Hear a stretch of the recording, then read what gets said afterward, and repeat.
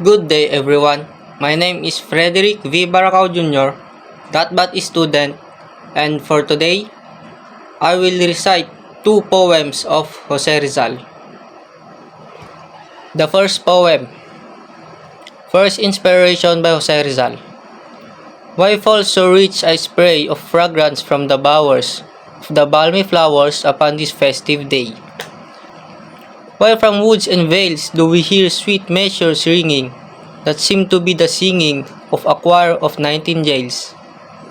Why in the grass below do birds start at the wind's noises, unleashing their honeyed voices, as they hope from bough to bough? Why should the spring that glows its crystalline murmur be tuning to the zephyr's mellow crooning, as among the flower it flows? Why seems to me more endearing, more fair than on other days, the dawn's enchanting face among red clouds appearing?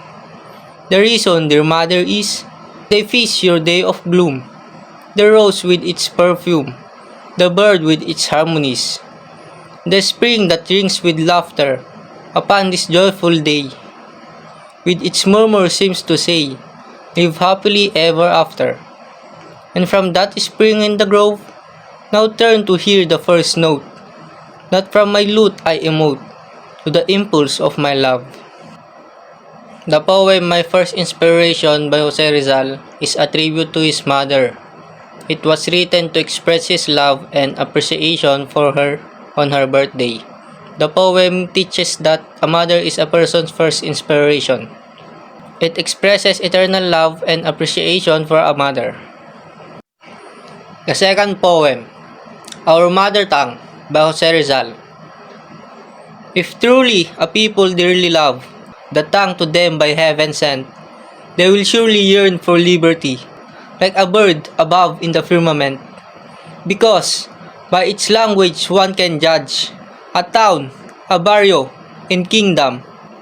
And like any other created thing, every human being loves his freedom. One who does not love his native tongue is worse than putrid fish and beast. And like a truly precious thing, it therefore deserves to be cherished. The Tagalog language akin to Latin, to English, Spanish, angelical tongue.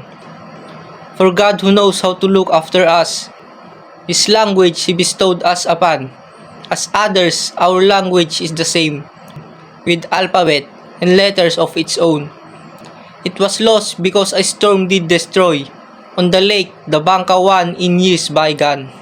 Jose Rizal's poem, Our Mother Tongue, speaks to the importance of preserving and cherishing one's native language. As a Filipino poet, Rizal was deeply passionate about his country's culture and heritage. And his words in this poem reflect the significance of language in shaping a nation's identity.